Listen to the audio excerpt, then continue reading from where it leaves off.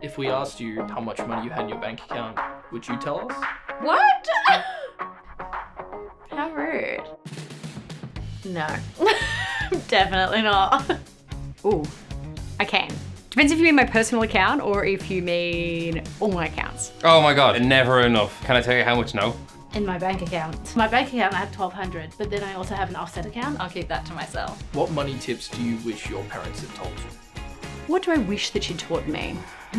One habit that I would have loved to like help develop a little early on, just the easy habit of like, okay, you get your pay, you just transfer straight away, whether it's weekly, monthly, fortnightly, as soon as you get that, and how much of it I'm supposed to be putting into savings. I would say my mum is more of a spender than an investor, which is really generous, which is an amazing quality.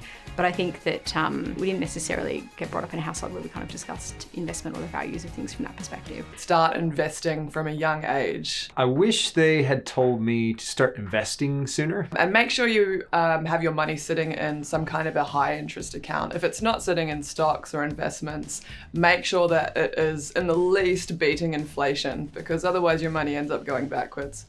Learn to maximize your savings. Like focus on the type of savings account that you have your money in. That makes a huge difference in terms of how your savings build up over time, because compound interest makes a really big difference in the long run. Knowing what my money could be now versus then, and the beauty of compound interest, you kind of heard about it, but it didn't really make any sense when I was little. That there is good debt and bad debt. When I was growing up, they would only teach me about bad debt. Every time a loan came up or the potential of a loan came up, they would say pay it off instead of accruing debt or accruing interest. One of them that I currently have is a mortgage, and that's an investment debt. It does still stress me out, very much so, and partly because of my upbringing, of that feeling that any debt is bad, but I know that in the end I'm going to have something of my own, and something that could potentially be worth more than what I paid.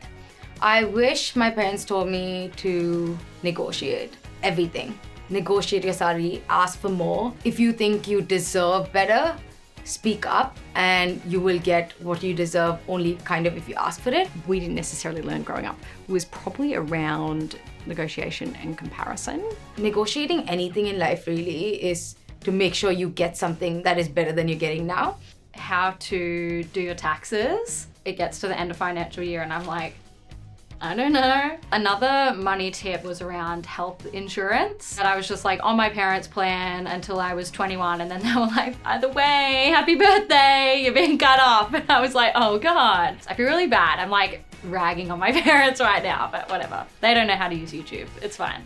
To be honest, I think my parents did have good advice. I wish I'd just taken it. You just have to learn from your mistakes. Everybody makes mistakes. I don't think you'll find anyone who has tried investing or has tried saving or has taken out a credit card that hasn't made some kind of mistake. You just kind of have to learn from it and move on. So, moral of the story is make sure you pass these tips on to your kids when you have them, if you have them, so that they don't shame you in videos like this, like me. Ding! From budgeting to taxes or picking the right super fund, you can find all the answers to your money questions on Finder. Click the links below.